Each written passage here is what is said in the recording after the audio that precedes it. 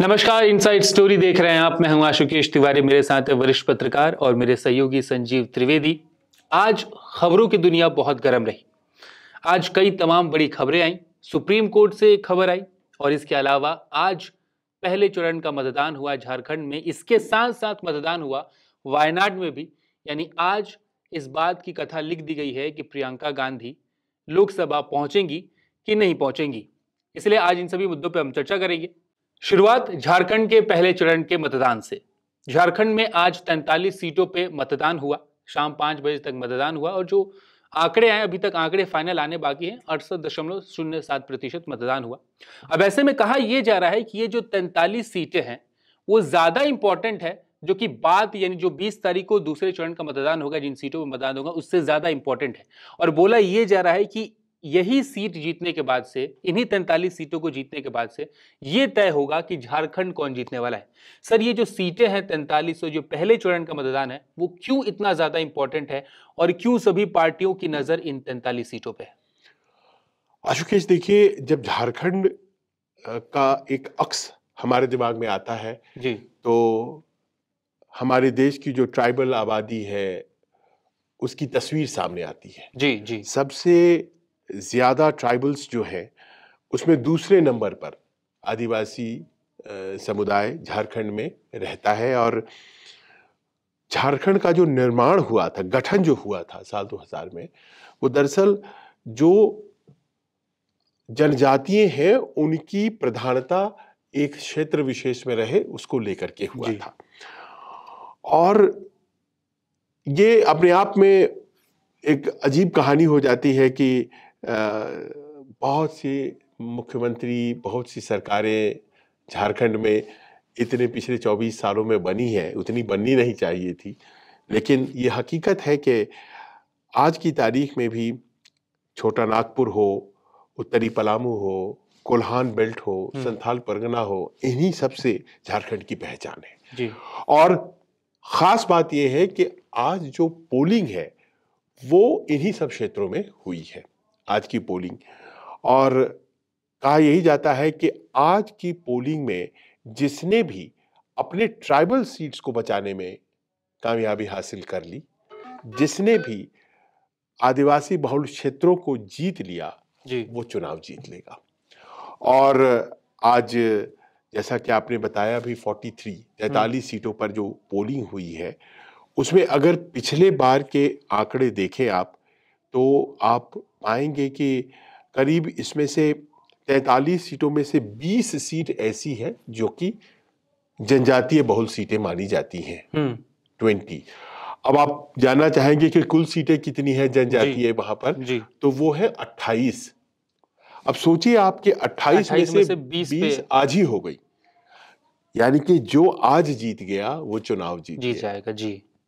और 6 सीटें ऐसी हैं आज जिन पर पोलिंग हुई है, जो कि सीटें कहलाती हैं एससी सीटें, यानी कि अनुसूचित जाति की सीटें। तो 43 में से 26 सीटें अनुसूचित जाति जनजाति की सीटें हैं, यानी कि ये पक्ष जिसका मजबूत है वो चुनाव जीत रहा है। ये बड़ा स्पष्ट हो जाता है, पहली बात। दूसरी बात ये कही जा रही है कि अगर हम पिछले चुनाव के नतीजों को देखें, इन क्षेत्रों में जो हुए थे, तो उसकी कहानी तो देखिए ऐसी है कि पिछले चुनाव में मात्र 2 सीटें इन सीटों पे, 20 ट्राइबल सीटों पर भारतीय जनता पार्टी जीत पाई थी। और बाकी सभी 18 सीटें जो हैं वो जेएमएम और कांग्रेस के गठबंधन ने जीती थी। तो आप ये समझ लीजिए कि जीत का जो आधार था वो दरअसल ये सीटें थी जो ये 20 सीटों में से जो 18 सीटें जीत करके आ गई थी कांग्रेस और जेएमएम की गठबंधन। तो अब सवाल यहां पर यह होता है कि क्या आज उन सीटों पर जिसको पिछली दफा जीत करके आई थी जेएमएम और कांग्रेस, उस पर काबिज रहने में वो सफल होती हैं कि नहीं होती है। वहीं दूसरी तरफ क्या भारतीय जनता पार्टी छीन पाएगी वो सीटों को? क्योंकि जब उसने सरकार बनाया था साल 2014 में, जब उसने सरकार बनाई थी, तो इनमें से 11 सीटें वो जीत कर आई थी। तो आप सोचिए कि 9 सीटों का जो नुकसान उसे हुआ था 2019 में, उससे उसकी सरकार ही चली गई थी। जी जी। तो आज वो सीटें 11 सीटें जो वो जीत करके आई थी, वो 11 के आंकड़े को छू पाती है कि नहीं। And it's a tall order, क्योंकि 2 से 11 पहुंचना है, जबकि हेमंत सोरेन और कांग्रेस को अपनी सीटों पर बस कब्जा बनाए रखना है, उसको रिटेन करना है बस। लेकिन भारतीय जनता पार्टी के पक्ष में कुछ ऐसी बातें हुई हैं जो शायद इस बार उनकी स्थिति को बेहतर करती हैं। जैसे कि चंपई सोरेन जी, वो पिछली दफा जेएमएम के साथ थे, भारतीय जनता पार्टी के साथ है, और कहते हैं कोल्हान टाइगर उनको, मतलब अपने इलाके में वो कई सीटों को प्रभावित करते हैं, ऐसा माना जाता है। इस बार करते हैं या नहीं करते हैं देखना है, क्योंकि वो भी लड़ रहे हैं सरायकेला से, और घाटशिला से बगल की सीट है, वहां पर उनके बेटे भी चुनाव लड़ रहे हैं, और दोनों जगहों पर चुनाव हो रहा है। AJSU, all Jharkhand student union, उसके साथ पिछली बार भारतीय जनता पार्टी का गठबंधन नहीं था जी, तो उसकी भी अपनी एक फॉलोइंग है। वहां पर झारखंड में जो महतो वोट्स होते हैं, कुणबी वोट्स होते हैं, वो बड़े महत्वपूर्ण माने जाते हैं। पिछली बार दोनों अलग अलग लड़ लिए थे, और उनका अपना वोट परसेंटेज आया था, करीब 8 या 9% वोट आए थे। भारतीय जनता पार्टी को 34% वोट आया था। अगर आप दोनों जोड़ देते हैं तो ये वोटिंग परसेंटेज तो 42 की तरफ चला जाता है। जी बिल्कुल।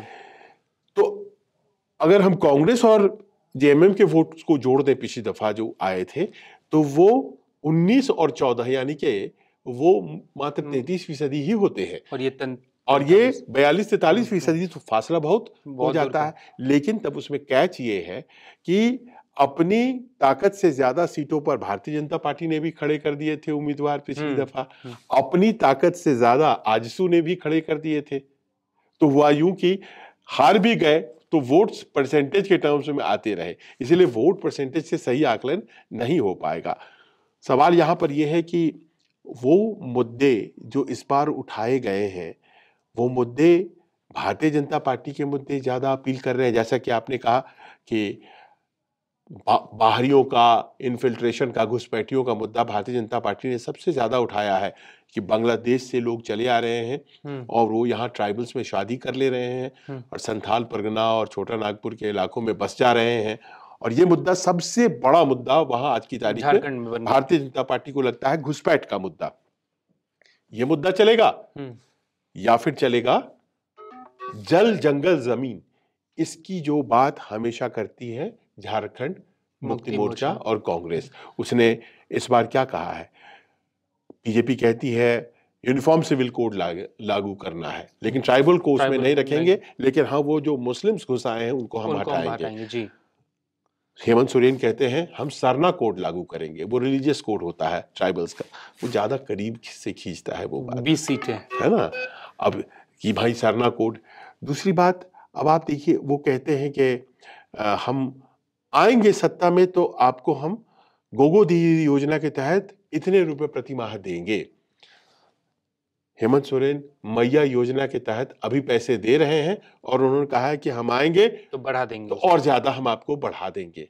और सबसे बड़ी बात यह है कि जो खुद एक सिंबल के तौर पर झारखंड मुक्ति मोर्चा के सबसे बड़े नेता के तौर पर, हालांकि बड़े नेता तो शिबू सोरेन है, लेकिन आज की तारीख में मुख्यमंत्री हैं हेमंत सोरेन, उन्हें जेल जाना पड़ा। अब जेल तो जाना पड़ा, भ्रष्टाचार का प्रश्न और ये सब तमाम चीजें थी, अनाधिकृत रूप से, और पीएमएलए का केस लग गया, ईडी का एक्शन हो गया। लेकिन आपने देखा होगा कि ट्राइबल्स के बीच में, जनजाति जो वर्ग है उसके बीच में ये एक भावना फैली कि हमारे नेता को बंद कर दिया। तो लोकसभा के चुनाव जो हुए थे जी, 5 ट्राइबल सीट्स जो थी वो गठबंधन के हाथों में गई। हाँ, वो कांग्रेस और जेएमएम ने जीत लिए थे, और भारतीय जनता पार्टी उन सभी सीटों पर हार गई थी। 8 सीटों पर वो जीती थी, यानी कि सीटें तो उसने ज्यादा जीती थी, लेकिन ये जो जनजातीय सीटें हैं वो हार गई थी। लेकिन सर यहाँ पे एक और सवाल है, जैसे अभी आपने बताया कि 43 सीटों पे चुनाव हो रहा है, 20 ट्राइबल्स की सीटें हैं, 6 एससी की सीटें, उसमें 17 सीटें जनरल कैटेगरी की भी हैं। तो क्या ऐसा हम मान के चले कि ठीक है, अगर भारतीय जनता पार्टी लोकसभा चुनाव के नतीजे देखती है और उन 5 सीटों की हार देखती है, तो कहीं वो इन सीटों पे मेहनत करे जो 17 जनरल कैटेगरी, क्योंकि वो मेहनत कर रही हैं ट्राइबल सीटों पे, लेकिन उनका जो कोर वोटर है जो जनरल कैटेगरी के वोटर्स हैं, ब्राह्मण हैं, राजपूत हैं, वो जो निकल के भारतीय जनता पार्टी को ही वोट करते हैं, वो 17 और इन 6 को भी अपने करीब में लेने की कोशिश करें, फिर भी इसका डोमिनेंट इन 43 सीटों में देखने को मिल जाएगा। बिल्कुल मिल सकता है, क्योंकि आप देखिए कि अकेले दम 25 सीटें तो भारतीय जनता पार्टी ने पिछली दफा भी हासिल किया था जी। तो non tribal support base Bharatiya Janata party का बड़ा इंटैक्ट है, इसमें कहीं कोई दो राय नहीं है। वो कमजोर पड़ते हैं जनजातीय सीटों पर, और वहां ये मानना पड़ेगा कि वहां पर जो त्रिशंकु स्थिति होती है उसी ने 2005 और 2009 में एक त्रिशंकु सरकार बनाया था।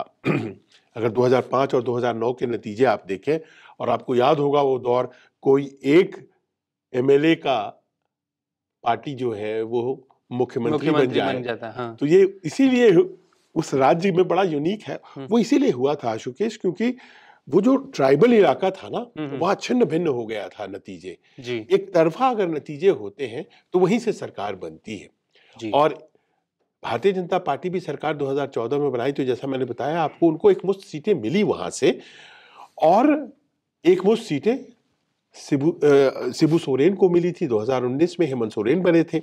अब इस बार यही कैच है, और इसीलिए आज जिसने बाजी मारी है वो बाजी मार जाएगा। और जो हमारी रिपोर्ट्स आ रही हैं उसमें ये अभी तक तो करीब करीब क्लियर है कि इस बार भी झारखंड मुक्ति मोर्चा और कांग्रेस उन 20 सीटों को उन 18-20 सीटें जो हैं, जो कि जनजातीय बहुत सीटें हैं, उस पर बहजर करती हुई दिखाई पड़ रही है। क्योंकि कोई ऐसा नैरेटिव जो कि उनके हृदय के करीब हो, वैसा भारतीय जनता पार्टी वो इन्फिल्ट्रेशन का मुद्दा उठाती है, वो बड़ा मुद्दा है। एक सामान्य जो व्यक्ति है, इंसान है, जो ट्राइबल है या फिर किसी भी कैटेगरी का, उनको ये लगता है कि ये मुद्दे मेरे उतने करीब नहीं है, रिलेटेबल नहीं है, या फिर मैं उतना भी सफर जितना कि ये बातें कि भाई आपको हम मैया योजना में इतने पैसे देते हैं, देखो बाहर वाला आएगा तो तुम्हारा जमीन छीन लेगा, ये सब बातें, ये सब फेक नैरेटिव भी चलती हैं। लेकिन यही कहा जाता है, एक जनजाति कह रहे थे चुनाव कवरेज के दौरान कि काले लोगों को वोट नौकरी नहीं देते हैं वो लोग। अब आप बताइए इस तरह के सेंटिमेंट से कैसे लड़ेंगे? ऐसे भी बातें होती हैं, पढ़ाई लिखाई कम है वहां पर, तो उसमें अपना पैठ बनाने में भारतीय जनता पार्टी आखिर तक, और उसकी वजह ये हो सकती है कि उनके पास स्थानीय मजबूत चेहरा नहीं है। बिल्कुल, भारतीय जनता पार्टी के पास बड़े-बड़े नेता हैं, नो डाउट। मोदी जी खुद गए, अमित शाह गए, वहां पर योगी आदित्यनाथ भी गए, बटोगे तो कटोगे का लाइन भी चला खूब। लेकिन ये सब जो वहां की शहरी सीटें हैं उस पर तो असर करेंगे, और भारतीय जनता पार्टी यकीनन वहां बेहतर करेगी शहरी सीटों पर मैं आपको बता रहा हूं। लेकिन उसका अभी चुनाव होना भी है, और आज भी जहां जहां हुए हैं वहां बेहतर करेगी। एनडीए का हमेशा जलवा रहेगा, लेकिन वहां की जो सीटें हैं उस पर। अच्छा, जहां तक शहरी सीटों का सवाल है तो कांग्रेस की अपनी एक सपोर्ट है, और बिहार से जो लगी हुई सीटें हैं वहां पर आरजेडी ठीक ठाक प्रदर्शन कर जाती है इस बार। उसको भी सीटें दी गई हैं, तो 5 सीटें वो भी लड़ रही है, तो उनके भी कंट्रीब्यूशन, 2 सीट तो उनके ही आए थे पिछली दफा। तो मुझे ये लगता है कि अगर इन सीटों को अपने पास रखने में कामयाब हुए तो फाइट भारतीय जनता पार्टी के लिए यहां के बाद टफ हो जाती है। अब अगली खबर सुप्रीम कोर्ट से आई है। सुप्रीम कोर्ट ने बहुत बड़ा झटका दिया है, बुलडोजर एक्शन को बहुत बड़ा झटका दिया है, और कुछ तीखी टिप्पणियां भी की हैं। सुप्रीम कोर्ट ने साफ साफ कहा है कि अगर कोई दोषी भी पाया जाता है तो उसके घर को गिरा के उसके घर वालों को क्यों तंग करना, परेशान करना, उसकी जो जिम्मेदारी है, उसका जो भार है, उनके घर वाले क्यों झेलें? ऐसा नहीं होना चाहिए। सर, एक टाइम फ्रेम दिया है कि आपको अगर कुछ अवैध निर्माण है, अगर आप ऐसा कुछ एक्शन लेते हैं तो आपको 15 दिन पहले नोटिस देना पड़ेगा। अगर कोई पब्लिक प्लेस पे गवर्नमेंट की कोई जमीन है, वहां पे कोई अतिक्रमण होता है तो आप फाइनली जाके हटा सकते हैं, लेकिन आप ऐसे एकदम से कोई एक्शन नहीं ले सकते। अब सर, इसका राजनीति के तरीके से कैसे इस्तेमाल किया जाएगा? क्योंकि नाम जुड़ने लगा था, बाबा बुलडोजर, योगी का बुलडोजर मध्य प्रदेश पहुंचा, योगी का बुलडोजर एक्शन होने लगा, रेप होता था, चोरी डकैती होती थी तो सीधे बुलडोजर चल जाता था। तो हम भी अभी डिस्कस कर रहे थे तो आपने बताया कि एक राजनीतिक है, मतलब राजनीतिक चीज है, एक मोटो है जिसका इस्तेमाल किया जाता है आज अट्रैक्ट करने के लिए। अब इसका जो असर है वो कैसे पॉलिटिक्स पे पड़ेगा, क्या भारतीय जनता पार्टी से जुड़ता है उसको सरकार किस तरीके से लेगी, यूपी में या फिर मध्य प्रदेश में भी हमने देखा, या फिर विपक्ष इसका कैसे इस्तेमाल करेगा? देखिए, सुप्रीम कोर्ट के निर्णय में ये बड़ा स्पष्ट है कि बुलडोजर एक्शन को नहीं वो रोक रहे हैं। जो प्रक्रिया विशेष है जी, वो आपको due process of law follow करना पड़ेगा। ड्यू प्रोसेस ऑफ लॉ क्या है कि आप किसी व्यक्ति का आरोपी के तौर पर नाम आता है और अगले दिन हम देखते हैं कि उसके घर पर बुलडोजर पहुंच जाता है। ये आजकल कई राज्यों में खास तौर पर देखा गया, उत्तर प्रदेश में खास तौर पे। बुलडोजर एक्शन कभी भी उनके खिलाफ नहीं हुआ जिन्होंने अतिक्रमण नहीं किया था। ऐसा नहीं है कि वो घर तोड़ दिया गया जो घर अपने निश्चित दायरे में ही बना हुआ था और अतिक्रमण था। पर सुप्रीम कोर्ट ने कहा है कि अतिक्रमण हो सकता है और उसको गिराया भी जा सकता है, पर उसके जो दूसरे ऑफेंस है उससे इस ऑफेंस को मत जोड़िए। एक सवाल और सर ऐड करूंगा यहाँ पे कि जब कोई क्राइम होता है और उसमें को अगर कोई पकड़ा जाता है, दोषी है, आगे आरोपी है, तो उसी वक्त उसके आरोपी होने के बाद ही आपको कैसे पता चलता है कि हाँ ये घर 30 साल पहले था और अभी आपको ध्यान आता है अच्छा 30 साल पहले था, अब इसको तोड़ देते हैं? यही बात है जिसे सुप्रीम कोर्ट ने पॉइंट आउट किया है कि आप जब बुलडोजर लेकर के जाते हैं, आप किसी का घर गिराते हैं, अगल बगल के घर उसी रूप में बने हुए हैं, वो रह जाते हैं जी, और वो साफ तस्वीरों में दिखाई पड़ता है कि एक घर को तोड़ा गया। तो जो लॉ होता है उसकी अपनी एक मान्यता होती है कि वो सबों पर अप्लाई करता है। However high you are, the law is above you. एक तो ये है, और लॉ अभी तक तो खैर मूर्ति बदली नहीं है, लेकिन लॉ जो होता है कानून की देवी की आंखों पर पट्टी होती है, वो पहचान करके नहीं करती है।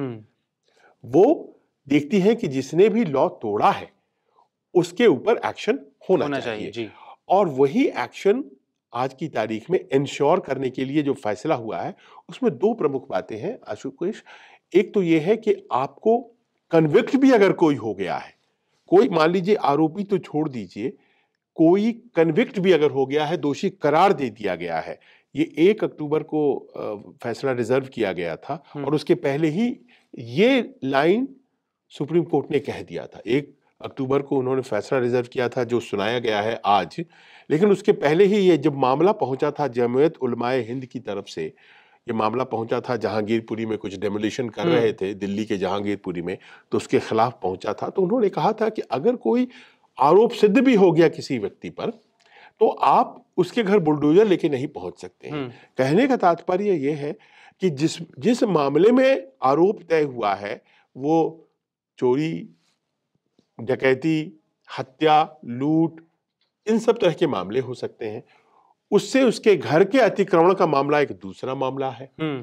दोनों मामलों को जोड़ करके देखेंगे अगर आप, तो ऐसा लगता है जैसे म्युनिसिपल अथॉरिटीज जो है वही जज हो गई। हाँ।